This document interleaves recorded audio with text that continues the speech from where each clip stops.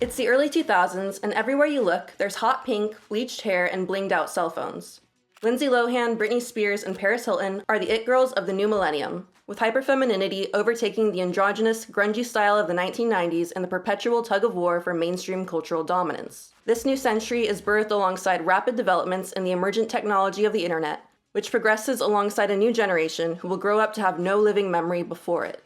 As image boards, chat forums, and social media sites begin to develop, our interpersonal world slowly begins to be split into two distinct spheres of online and real life, with the former begetting styles of expression that will eventually mutate into the deep and confusing web of online culture we see today.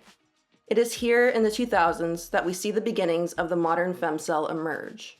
But before I explain what a femcel is and how it evolved alongside the internet's authenticity stage into the current irony-pilled landscape we find ourselves in today, we need to first talk about the overall cultural macrocosm of this time online, as well as how youth culture found its way online in the first place. And hello, my name is Claire, in case you are new here. Welcome back to my channel. Part 1. The early days of today's internet. When the World Wide Web entered the public domain 30 years ago, and dial-up service providers like AOL exploded in popularity, the internet shifted from a space that only the highly technologically literate could navigate into a widespread, user-friendly, and accessible digital medium. Being online for extended periods of time, however, was still fairly unusual, with usage being charged at an hourly rate, computers running exceptionally slower than they do today, and being by no means easily portable. It was still far more common at this time for most social interaction to happen in real life or on the phone, since you had to be in one physical location to use the computer, and you couldn't use the computer and the phone at the same time. And because of this, a disproportionate of really avid, chronically online internet users at this time were outcasts, loners, and nerds, kind of seeking connection and community around very niche interests on the internet. The internet at this time was primarily text-based due to slow processing speeds, with communications revolving around forums and message boards for both niche and broad interests. There was also often an element of civility in these online spaces because this is before the internet world became totally divorced from the social contract and responsibilities and communication styles of the real world, whereas now everybody realizes they could be as antisocial online as they want. And so overall, the origins of the internet were a pretty genuine place, and this is even where the first incel message boards arose back in 1996 as a place for men and women to receive dating advice due to their inability to get laid or involuntary celibacy. And the anonymity aspect of the internet as well kind of allowed people to talk about these elements of themselves in their personal lives that they wouldn't be as comfortable sharing with a friend or a stranger. And as the internet rapidly evolved and could process content at faster speeds, it became increasingly image and video-based rather than text-based, with American social media and chan sites emerging and popularizing around 2003. This new scaffolding around internet culture led to an increase in visual memes and humor spreading like their own viruses all around the internet. By 2007 as well, half of people now had broadband internet rather than dial-up, and could pretty much spend as much time on the internet as they wanted, and then increased processing speeds allowed sites like YouTube to really flourish, and the internet became a lot more video-based. 2007 was also the year of the Rickroll, which originated on 4chan, where people would hyperlink to different things as a bait and switch, and when you click on it, it's the Never Gonna Give You Up music video. And as the internet progressed in this way throughout the 2000s, Gen Z began logging on and kind of creating their own cultures online with their peers. In the broader culture, it was also about that predictable time for enough women to feel put out by the excess hyperfemininity of the era to commence the pendulum shift back into tomboyish androgyny. What is unique to this time period, however, is that 2007 to me kind of marks the beginning of when mainstream culture began to flow upwards from the internet. Rick Astley was performing in the Macy's Thanksgiving Parade due to his virality online, and while music artists had been discovered and popularized from MySpace before, nothing compared to what Scooter Braun was about to unleash on the world when he discovered Justin Bieber on YouTube in 2008, launching the grueling, inescapable years of Bieber fever in the media. And the explosion of Bieber fever, in my opinion, is kind of when every media executive with half a brain began scouring the internet to kind of capitalize on any trend that they see going on there. Cool hunting and trend forecasting and all of that no longer had to happen in little groups where you ask teenagers a bunch of weird questions about what they think is cool. And instead it's happening online through teenagers', opinions themselves. And you can actually trace back digital archives and footprints of what people think is cool. And so before the mainstream became how it is today, where absolutely everything is from TikTok and fashion trends and stuff happening on there, I do think there was kind of a symbiotic period in both what the mainstream was manufacturing as well as what was happening online kind of complemented each other very well. And that's where we get the seeds of the modern femcel, and that is through the not like the other girls trope. Part 2. Not like the other girls. And so to begin this section, I think I should start off with a definition of what not like the other girls is and means. NLOGS, standing for not like the other girls, is a term that describes the phenomenon of young women attempting to self-differentiate themselves from the popular girls of the day, both through self-deprecating humor as well as insecure digs at their objects of envy, in an attempt to diminish their sexual and social appeal either as a mating strategy or to feel better about themselves more generally. This seems to be a fairly common phenomenon that a lot of adult women will admit to having gone through in their teenage years, and I do think an element of this sort of self-identification is present in every generation, but from 2007 to 2014, this really was capitalized on in mainstream media, both due to what was happening online in places like Tumblr at the time, as well as just the natural shift from that hyperfemininity trend that I explained earlier. In 2007, Tumblr came out and Facebook was 1 year shy of overtaking MySpace as the most popular social media platform. The popularity of MySpace had already brought on the development of pop punk, which the mainstream was quick to capitalize on. In 2007, Paramore's Misery Business came out and brought the band firmly into mainstream consciousness, and Avril Lavigne's Girlfriend was released, becoming the most watched video on YouTube 1 year later. Both followed similar themes of alternative chicks distinguishing themselves from quote-unquote other girls. Then, in 2008, non-alternative artists like Taylor Swift came out with songs like You Belong With Me, with the famous refrain, "She wears high heels, I wear sneakers, she's cheer captain and I'm on the bleachers." And Katy Perry releases her breakthrough album, One of the Boys. The titular track on that album describes what I think is the crux of the not like the other girls mentality, which occurs as your peers are growing alongside puberty. The song starts with, "I saw a spider, I didn't scream, 'cause I can belch the alphabet, just double dog dare me. And I chose guitar over ballet, and I taped these suckers down 'cause they just get in my way." Then, realizing she wants the boys to like her as a girl and not view her as a little sister or as one of the boys, she sings, "Over the summer, something changed. I started reading 17 and shaving my legs, and I studied Lolita religiously, and I walked right into school and caught you staring at me." And to me, these lyrics describe a fundamental shift that happens for a lot of women in middle and high school years, which are already periods of very rapid social and emotional development. Middle and high school are when the majority of youth become sexually aware and develop a heightened concern of what others think of them. This is also typically when young people begin trying out different identities and attempt to separate themselves from the family units they grew up in. Craving both individuality and peer acceptance, however, they are prone to the tribalism of groupthink and cliques, and will frequently mask aspects of their identities in order to fit in with a group. As a female, this is a time where many feel left behind, as many in your former friend group begin to change themselves to appeal to the opposite sex, and you have to decide whether or not you are to change with them. And I also, of course, want to mention tomboyish isn't always a phase. Sometimes that is a genuine expression of who you are, and that lasts throughout your life. Also, as I've said in my male gaze theory has gone too far video, you can also just be hyper feminine or girly. It doesn't mean it's only so boys will like you. And even if you are expressing yourself that way for the purposes of sexual attraction, I don't think there's anything morally wrong with that either, which is why I made a whole video on that. But this is also around the time that boys, of course, start caring what girls think. They finally start showering and wearing deodorant. It always happens a little bit too late. Or they'll go to the opposite extreme and like douse themselves in Axe body spray, and the women would douse themselves in Victoria's Secret pink perfume, at least when I was growing up.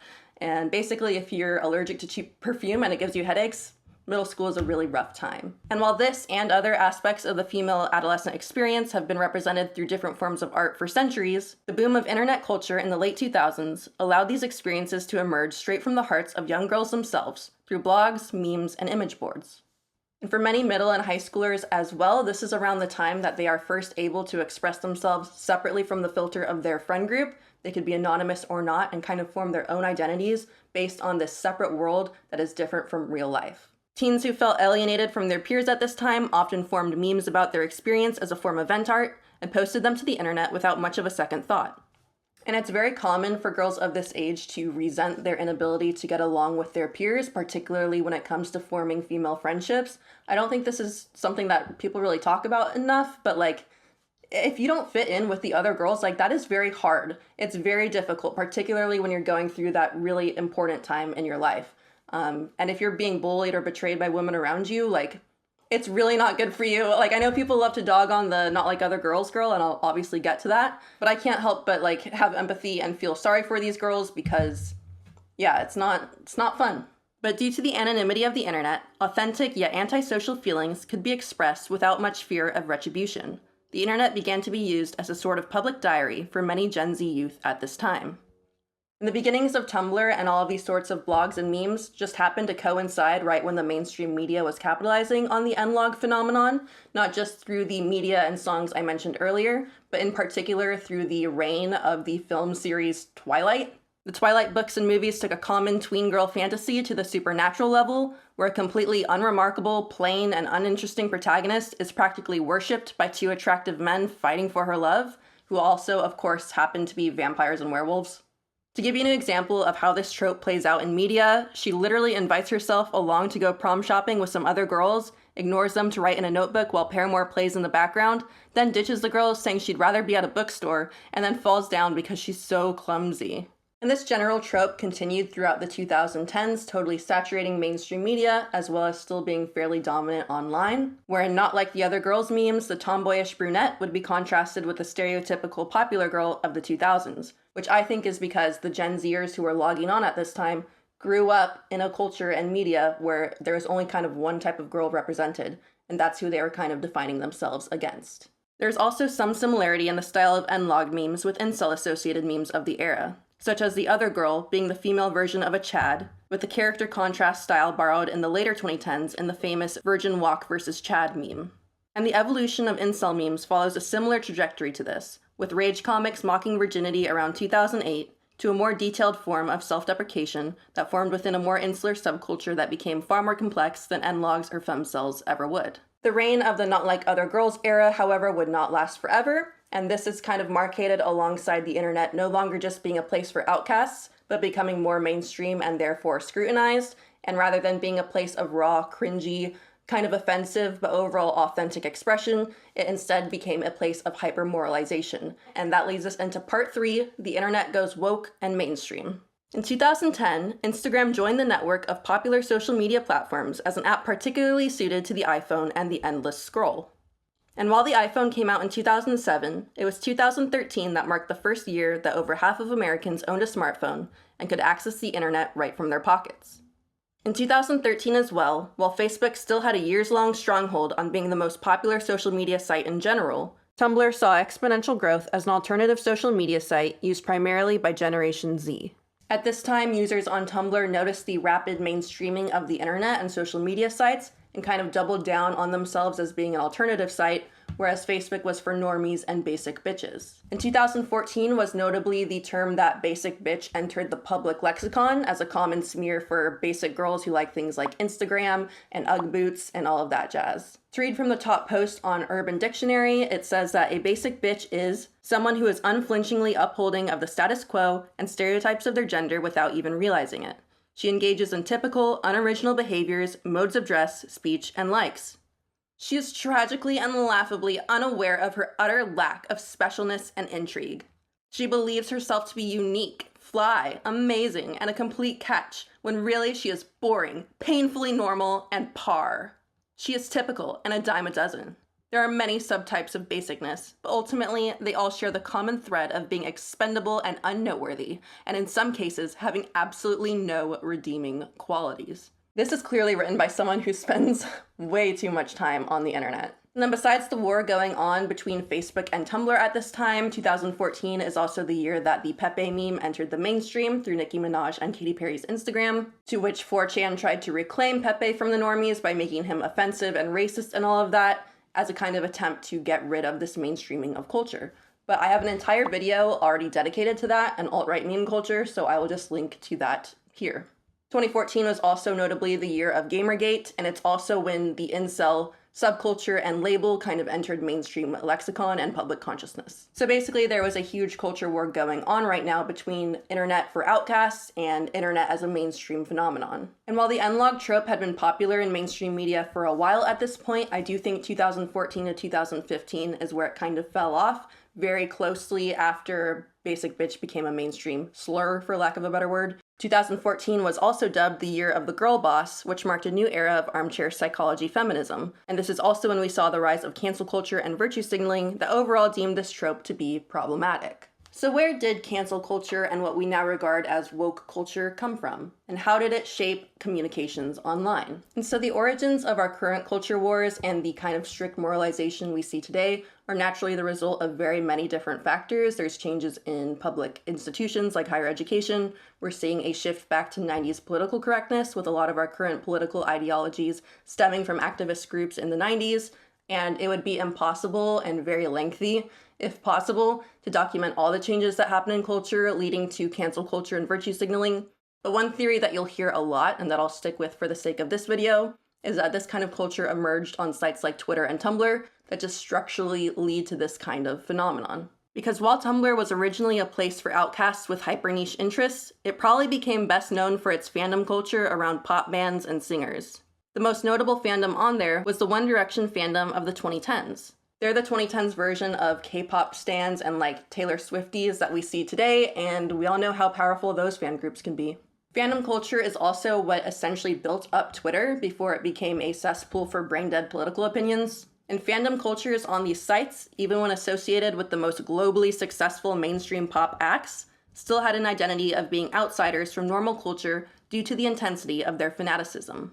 Fandoms are full of in-jokes and circular memes, and also operated on a sort of popularity economy that was based on what you could provide in terms of memes, fanfiction, or from receiving attention in the form of retweets or reblogs from other popular users, or, if you're very lucky, even the worshipped object themselves.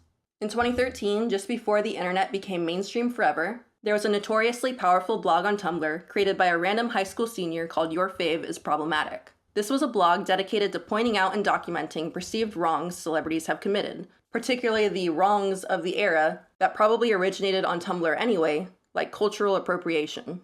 Is that still a thing? You know, has that fallen off? Have people finally gotten over that? Or are there people who are still genuinely mad about that? I have not heard about cultural appropriation for like so long, but it really had a heyday around this time. I think most of us probably remember that. But to the best of popular knowledge, this blog is where things being deemed problematic kind of originated from. It really had an outsized effect on the culture. And social media users quickly found out that they could tear down other people's fandoms by deeming their celebrities to be problematic, as well as gaining popularity through themselves through reblogs and retweets, plus engaging in that sociopathic joy of tearing down people who you deem to be above you. And this style of call-out culture naturally was perfected on Twitter, which is the perfect structure for that kind of thing to emerge. In 2015, the actual term canceling kind of hit Twitter, although mostly used in a sort of lighthearted manner. And while fandoms had already learned how to hack trending tags on Twitter through sheer force and were using it competitively with other fandoms, regular people caught on fairly quickly that the website is kind of perfect for a generalized mob rule and mass callouts and canceling and all of that kind of thing. The social media culture of online virtue quickly morphed into the mainstream culture with much larger consequences. And I think one of the first really shocking behaviors that people notice with cancel culture on Twitter is just how far back into someone's posts people will go in order to unearth things that are now seen as problematic that otherwise were not. The attention and power that came with canceling celebrities quickly became a kind of addicting blood sport for a lot of people. And as girl bossery arose alongside a general resurgence of feminism after the quote-unquote post-feminism of the 2000s, the not like other girls trope quickly became one of those things scrutinized under a microscope and deemed problematic. And to give an example of the online cultural shift from what I call the authenticity stage into the excavation phase, where everyone is acting like an archaeologist, digging up old posts and archives in order to scrutinize them, I want to go back to the Paramore song I mentioned earlier, which is Misery Business, that was released and exploded in 2007. In 2017, after facing backlash on the internet over a line in that song where she sings, "Once a whore, you're nothing more, I'm sorry, that'll never change," Hayley Williams describes her feelings in an interview with Track 7 and in a blog post stating, "The lyrics literally came from a page in my diary. What I couldn't have known at the time was that I was feeding into a lie that I'd bought into, just like so many other teenagers and many adults before me. The whole, I'm not like the other girls thing, this cool girl religion. What even is that? Who are the gatekeepers of cool anyway? Are they all men? Are they women that we've put on top of an unreachable pedestal?" She then stopped performing the song in 2018 and didn't perform it again until 2022, where now she just omits that line of the song in her performances. 2017 was also the year that Hailee Steinfeld released Most Girls, a song that attempts to put a nail in the mainstream coffin of the NLOG trope by talking about how great it is to be one of the other girls and how we're all valid and yes, queen, slay, you go girl boss, and all of that jazz. But to go back to Hayley Williams, she also set the record straight after being called out, saying, "I was a 17-year-old kid when I wrote the lyrics in question, and if I can somehow exemplify what it means to grow up, get information, and become any shade of woke, then that's A-okay with me." And obviously, if you know me, I wish she didn't apologize. I don't think she should have changed anything, just because a small minority of internet users were offended. But we see media figures do this so often now that it's pretty much a cliche. But the reason I bring up this quote is because it highlights the difference in culture from one where you can literally express your own diary entries into art without feeling self-conscious over it being problematic, to a culture now of moral revisionism and just like a very strict kind of purity culture, largely due to the way that the internet shapes our behavior. And to me, the shift on the internet also has parallels to your typical adolescent development and behavior, with most of us being our peak cringe and unashamed around middle school and freshman year, and then suddenly feeling ashamed of our embarrassing past behavior as we grow further into moral consciousness. But unfortunately, many of us tend to overcorrect for our past embarrassing behavior and start to bully and try to control other people when they exhibit those traits that we are ashamed of in ourselves. And to look at both antisocial, not like the other girls behavior, as well as woke scolds on the internet as two sides of the same coin, I do want to talk a little bit about self-differentiation theory in terms of internal family systems and childhood development. And so self-differentiation is the process of being able to view yourself as being separate from your own emotions, as well as viewing other people as separate from yourself with their own sort of emotions, morals, and ideas. Being able to differentiate yourself from others, as well as understanding that your emotions do not necessarily describe reality, is an important part of emotional maturity, and everyone goes through this to different degrees and levels throughout their lives. It's also really important when it comes to avoiding things like groupthink and mob mentality, but to quote the Bowen Center on this, it states, "People with a poorly differentiated self depend so heavily on the acceptance and approval of others that they either quickly adjust what they think, say, and do to please others, or they dogmatically proclaim what others should be like and pressure them to conform. Bullies depend on approval and acceptance just as much as chameleons, but bullies push others to agree with them instead of with others. Disagreement threatens a bully as much as it threatens a chameleon. An extreme rebel is a poorly differentiated person too, but she pretends to be a self by routinely opposing the positions of others." In this sense, the rebellious nature of the NLOG is someone who forms themselves in opposition to the other and therefore requires the other to exist in order to have their own sense of self-identity. And then for woke scolds, the idea is to force others to be different in order for you to feel okay and to kind of bully others into conforming to be more like you. And both groups of people, I'm sure, are mostly just craving acceptance and validation and their own place within society. They just don't have the maturity to know how to do it in a healthy way. And then, of course, both rely on chameleon types to conform to their way of being and viewing the world in order to feel like they do have a place in that social fabric. And so online, we can see how woke scolds are the mainstream representation of controlling art and culture on the internet as well as in real life, much in the same way that outcasts were doing before the explosion of the smartphone. Through both the creation of memes and the destruction of ideas, the evolution of the internet brought on powerful in-group social currencies that could be mined and fought for in digital battlefields that were then extrapolated into real life. No era can last forever though, and while we are still in a very highly moralistic time period, there has been a culture of irony and nihilism and meta-irony evolving on the internet in response to this that we are kind of seeing in full swing right now, and that's where we get to the main topic of this video, the modern day femcel. Part 4. The modern day femcel and the age of irony online. Girl bloggers, who both explicitly and ironically refer to themselves as femcels, represent teenage alienation and strife in a manner much more suited to the 2020s. Lockdowns in 2020 destroyed the mental health and social lives of high school Gen Zers. The invention of Tik Tok at this time, as well as all of work and school being conducted through the internet, led to a huge surge in people being chronically online. 2020 is also when we get the development of the modern day femcel, often also referred to as girl bloggers or female manipulators. And while femcels go under many different names, I will quote the aesthetic wiki for waifs when I describe them, saying, "Waif, also known as girl blogger, femcel, and female manipulator, is a type of coquette blogger who posts content relating to rich, beautiful, intelligent, self-destructive, and manipulative teen girls, wherein the imagery reflects the lifestyle that such a young woman would have. Largely, nepotism girls, models, ballet dancers, and boarding school students are examples of these types of characters."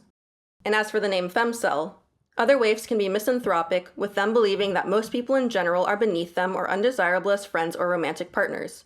The personal issues referenced in niche memes also relates to lacking friends or boyfriends. Depression, personality disorders, and general toxicity would ward off traditional relationships with healthy individuals.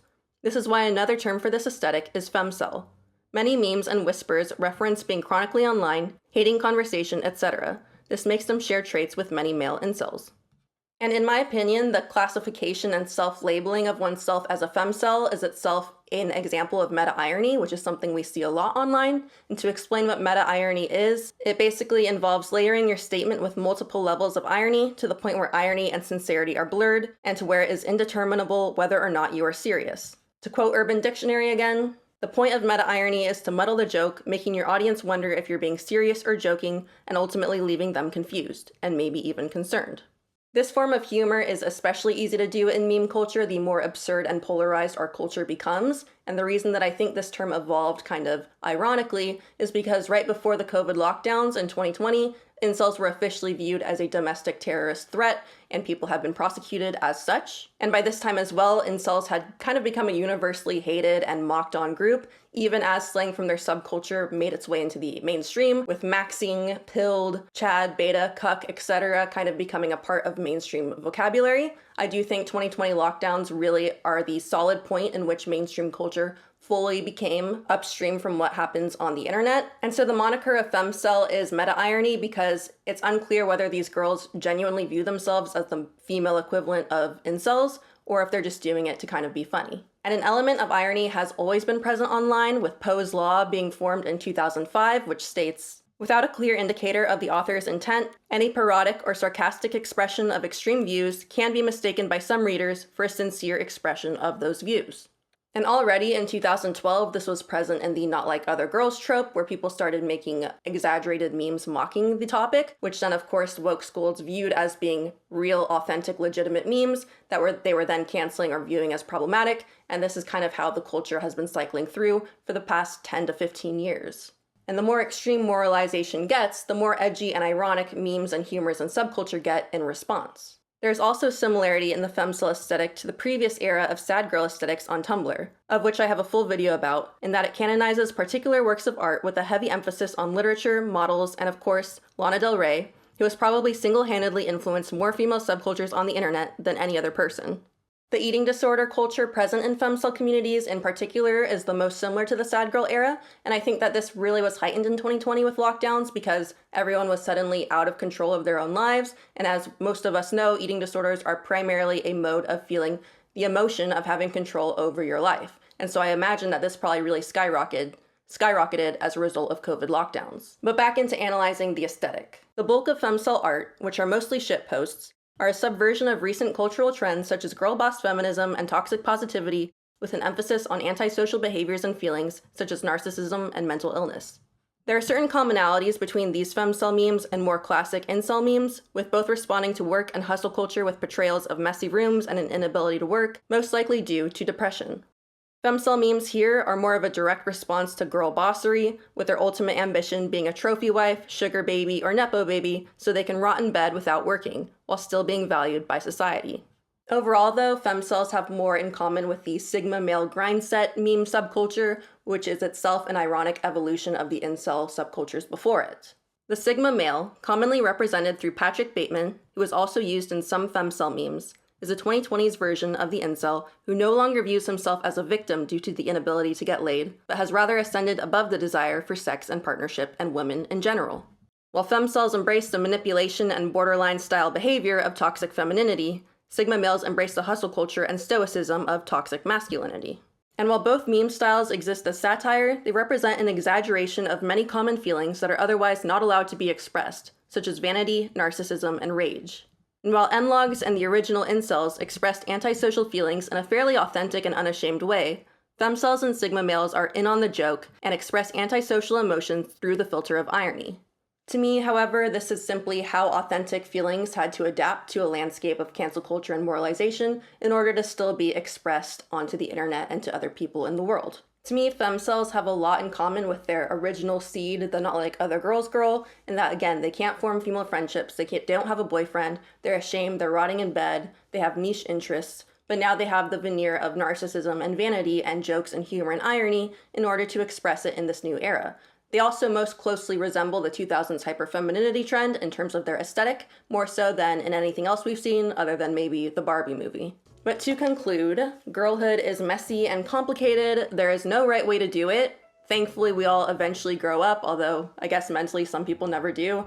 They're still petty and tribal like they were in high school. But defining yourself in opposition to something really just kind of makes you more like the thing you're criticizing. The fault of the not like other girls girl is that she thinks she's particularly unique, she thinks male validation will make her happy, and she only exists in opposition to something else that already exists. Whereas for the woke scold, her fault is that she is not self-aware enough to realize the narcissism in her moral posturing, as well as the idea that making somebody else change to make you feel better is futile and doesn't work. That is just bullying. And unless you work through that, you're literally never going to be happy, no matter how much the world around you changes. And then finally, the femcel is kind of a response of the NLOG type archetype to the moralization stage of the internet and culture. One of the cool things about the internet, and one of the few positives, I guess, of an entire generation of people, my generation of people growing up online, is that we do have a visual means of assessing behavior and the culture, and that kind of helps us to get a larger scope view of things. You can't shame the feelings of alienation out of people. You can't shame people into being how you want them to be. They will find a way to adapt and maybe even become more toxic and more like the thing you don't want them to be, in order to still express that, because humans, we're emotional creatures, we have to express ourselves. And it's just how it is. And if people are always offended and trying to shame that out of you, it's not good for society. And I don't think the stage we're in is gonna last forever. The most concerning thing to me is the nihilism that we see online and in the culture. That is by far what is most concerning to me, but that warrants its whole own video, which eventually, hopefully, I will make. Why Gen Z is so nihilistic. But anyways, that is my video. Thank you so much for watching. I know it's been so long since I've uploaded. I did really miss being on here. I enjoy it a lot. This video is probably totally outside my demographic because it's about like Gen Z females, but you know what? Whatever. Okay, I felt like making this video for a while and here I am making it. If you are new here, check out some of my other videos on related topics. I'll link some down below. But yes, I will see you guys, if you're subscribed, in the next video. Thanks again for being here. Bye.